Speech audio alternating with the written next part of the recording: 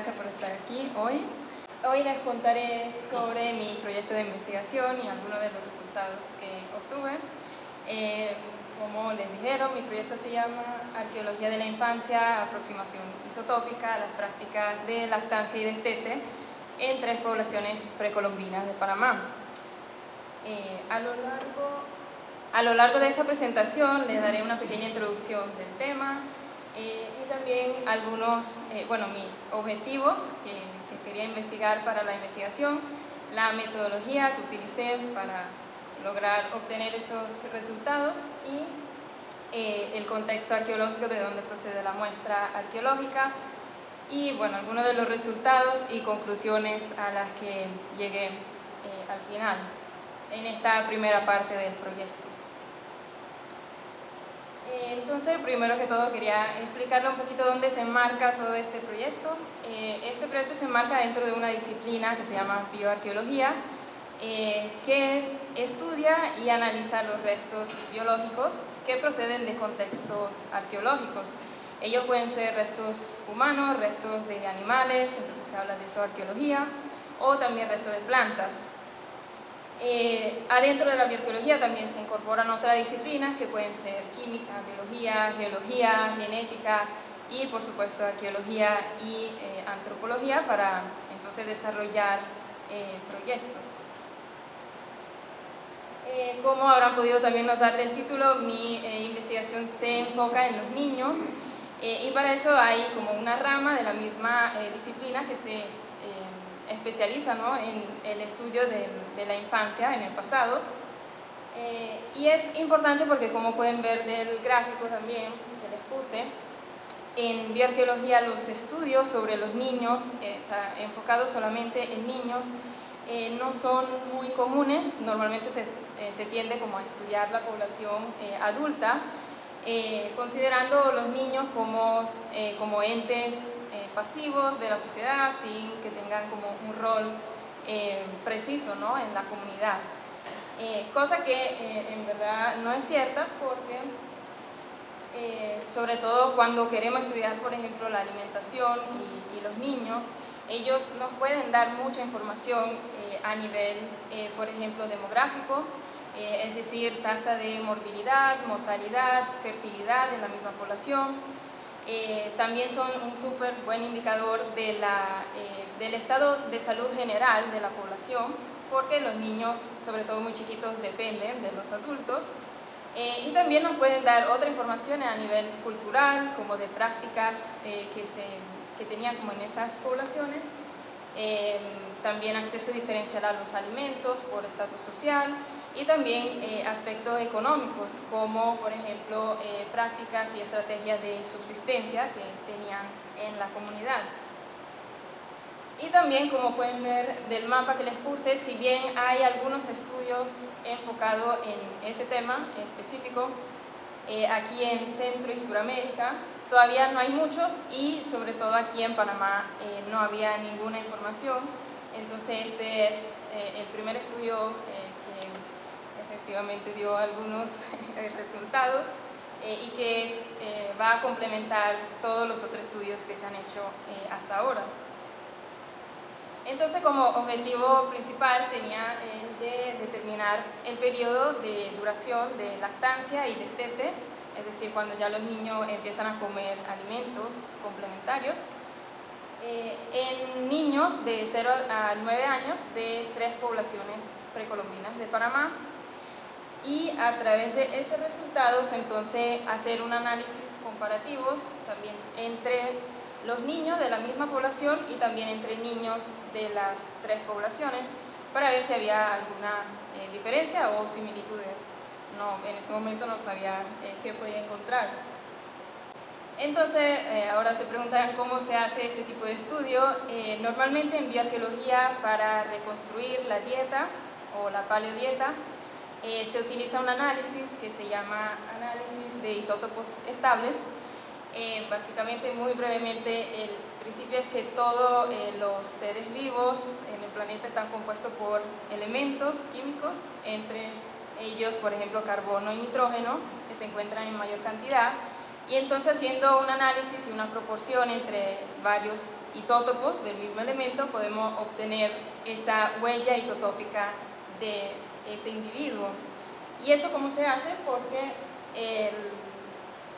cuando nosotros comemos y ingerimos alimentos, la composición isotópica de ese alimento se refleja en nuestros tejidos y en nuestros huesos, que normalmente son los que encontramos en las excavaciones. Y como pueden ver, en el colágeno de los huesos, que está compuesto por proteínas, está compuesto también por carbono y nitrógeno. Entonces, para este análisis, lo que se hace es extraer el colágeno del hueso y entonces estudiar y entender como los valores isotópicos que están adentro del colágeno. Y entonces, una vez que tenemos esos valores, ¿cómo se pueden entonces interpretar? Normalmente lo que es para el nitrógeno nos dará una indicación sobre el nivel trófico, es decir, la posición en la cadena alimentaria donde se encuentra ese individuo, que como pueden ver sube en cada escaloncito. Entonces tendremos, por ejemplo, los animales carnívoros con niveles de nitrógeno más altos, y el carbono, en cambio, nos dará una indicación sobre el tipo de plantas que se estaba comiendo. Entre el grupo C3 y C4 normalmente se diferencian porque los dos grupos tienen diferente huella isotópica. Entonces, a partir del valor que nosotros obtenemos, podemos saber qué tipo de planta estaba comiendo y también el tipo de dieta que estaba llevando, si una dieta más terrestre o marina, por ejemplo. Y entonces al final se pueden crear gráficos así como este, donde se puede ubicar, digamos, los valores de cada individuo y tratar de reconstruir e inferir qué tipo de dieta en verdad estaban llevando. Pero entonces se preguntará cómo esto se puede traducir o cómo se puede estudiar para la alimentación infantil y sobre todo para este proceso de lactancia y destete. Aquí pasan una cosa muy importante, que es que en los niños que solamente están tomando leche materna, se ha visto que en estudios clínicos que tienen niveles de nitrógeno más alto comparado con el promedio de la mamá. Y eso es porque el niño se encontrará a un nivel trófico más alto en comparación con el promedio de los valores de la mamá. Como pueden ver en el gráfico, por ejemplo, los niños que tienen valores más altos son los niños más chiquitos, que supuestamente están tomando solamente leche, y entonces después esos valores bajan hasta más o menos igualar el promedio de las mujeres. Y este es muy importante para la parte después de los resultados. Y con el carbono, en cambio, nos da una indicación del tipo de alimentos que fue introducido cuando ya empezó el destete y cuando ya introdujeron alimentos complementarios a la leche. Entonces, para hacer este estudio utilizamos una muestra de 3 poblaciones precolombinas, una muestra de los niños. Estos 3 sitios se excavaron en el área central de Panamá, se llaman Sitio Sierra, Cerro Mangote y Cerro Juan Díaz. Son 3 sitios de los más importantes que se han encontrado aquí en Panamá, en esta área central del Gran Coclé. Los 3 se desarrollaron cerca de los ríos y también cerca de la bahía de Parita. Y entre ellos, el más cronológicamente, el más temprano es Cerro Mangote, mientras Sitio Sierra y Cerro Juan Díaz sí se desarrollaron un poquito después, entre cerámico medio y cerámico tardío. Quizás ya habrán escuchado de Cerro Juan Díaz porque fue uno de los sitios que se excavó por muchos años y que ha dado también mucho material que ahorita está en el Departamento de Arqueología de Smithsonian, aquí en Panamá. Entonces, la muestra estuvo al principio conformada por 44 individuos, o sea, 44 niños que seleccionamos de esas colecciones, pero al final cuando nos llegaron los resultados isotópicos, sí tuvimos que eliminar algunos porque no estaban adentro del rango requerido, o sea, los valores tienen que estar dentro de un rango y eso no lo estaban. Y la mayoría fueron los niños de Cerro Mangote, que son también los más antiguos. Entonces, lo que hice fue analizar primero el nitrógeno y después el carbono para ver cómo se estaban comportando. Para el nitrógeno sí utilicé un método estadístico que se llama WORD, por su sigla en inglés, que se utiliza a través de R, que es el lenguaje computacional, y lo que hace es estimar esa edad de inicio y fin del destete a partir del análisis de estos isótopos de nitrógeno. Y entonces fue en verdad muy sorprendente y emocionante cuando el método nos dio este tipo de gráfico que, como se acuerdan, el que le mostré ahorita, nos da justamente esa idea de valores más altos de nitrógeno. Aquí lo pueden ver, esta es la barra del nitrógeno. Valores más altos en niños más chiquitos, ahí en la barra de abajo es como la edad de los niños, y lo que vimos es valores más altos para niños más chiquitos que después entonces bajaban hasta más o menos igualar el promedio de las mujeres adultas, que es el puntito amarillo. Y este modelo nos estimó las edades de inicio del destete a 0.3 años, es decir, como 3-4 meses, y un fin del destete como a los aproximadamente 2 años de edad. Ese inicio del destete en verdad me pareció muy también temprano y era algo que quizá no esperaba encontrar porque mis hipótesis era que iba a empezar más tarde. Entonces fue muy emocionante. También hicimos otras pruebas estadísticas con otros gráficos que también nos dieron la misma información, que más o menos a los 2-3 años esos valores de nitrógeno empiezan a bajar y a parecerse al promedio de la población adulta femenina. Para el carbono hice el mismo tipo de análisis y también fue interesante porque no se vio ninguna diferencia significativa entre los promedios de los grupos de niños, es decir, que muy probablemente estaban comiendo el mismo tipo de comida, por ejemplo, de plantas, que estaban comiendo los adultos. Y entonces, comparando también con otros estudios que les mostré antes de esta área más cercana de Centro y Suramérica, de más o menos el mismo periodo, sí vimos que efectivamente este inicio del destete parece ser más temprano comparado con otros sitios que tienen hasta un inicio a los 2-5 años y un fin hasta los 5 años de edad. Quizá estos resultados se pueden comparar con una población en Chile que también encontraron más o menos los mismos resultados. Y entonces algunas de las conclusiones a las que llegamos es que este inicio temprano del destete en verdad pudo haber ayudado a un aumento de población, favoreciendo como un intervalo de nacimiento más corto de entre nacimientos, y entonces una tasa de fertilidad más alta, pero también nos da quizá una idea de algún tipo de actividad que estaban haciendo las mujeres que quizá no les permitía estar todo el día con los niños hasta muy temprana edad. Como pueden ver, por ejemplo, en algunas de las ilustraciones también se encuentran este tipo de actividades que las mujeres estaban realizando, como por ejemplo pescar en esta área.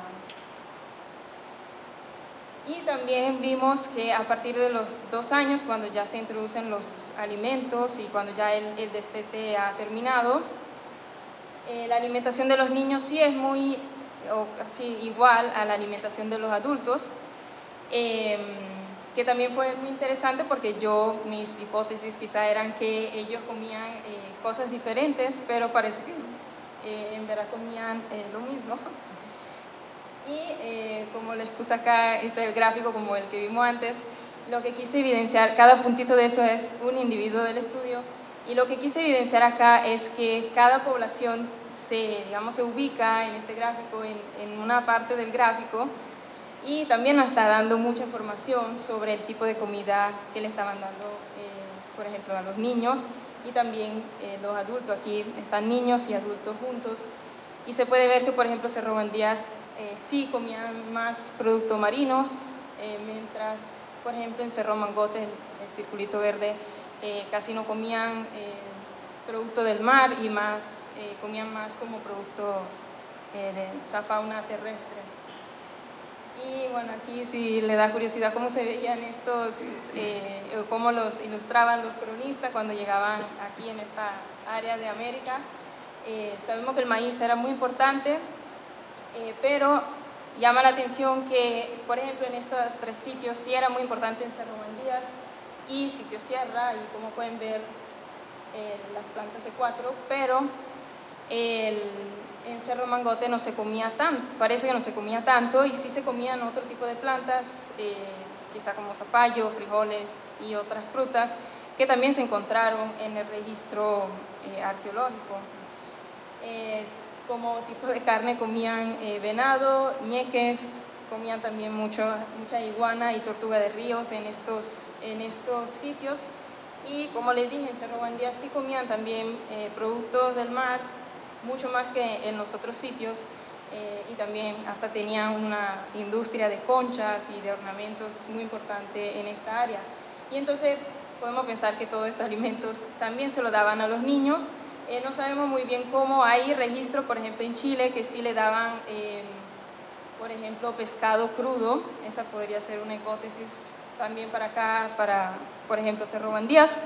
Estamos todavía en eso investigando. Y a nivel de población sí vimos que, por ejemplo, en Cerro Buendías hay una diferencia entre cerámico medio y cerámico tardío, lo que nos daría una indicación de que algo cambió quizá en las prácticas de subsistencia o en alguna otra prácticas de agricultura quizá también. Y como les dije, en Cerro Mangote sí llama la atención que también se había encontrado en estudios previos que no hay casi alimentación o una dieta basada en productos marinos. También el hecho de que casi todos los resultados de isótopos salieron, digamos, no aceptables, también nos da una idea de que esos restos sí son más antiguos que el de las otras 2 poblaciones. Y entonces para eso estamos tratando de ver cómo hacemos y cómo obtenemos esos resultados a través de otros métodos, por ejemplo con el esmalte de los dientes que estamos haciendo ahorita, y también incluyendo otros elementos como oxígeno, que también nos da una idea, por ejemplo, del agua que estaban tomando y del lugar donde se estaban criando estos niños. Y con esto concluyo y quería agradecerle a SIAC para esta oportunidad y bueno, Smithsonian porque me permitió utilizar las muestras y los laboratorios, y en particular a Nicky, Ashley y Eric del laboratorio para proporcionarme los datos muy rápidamente. Y ya, esto concluye.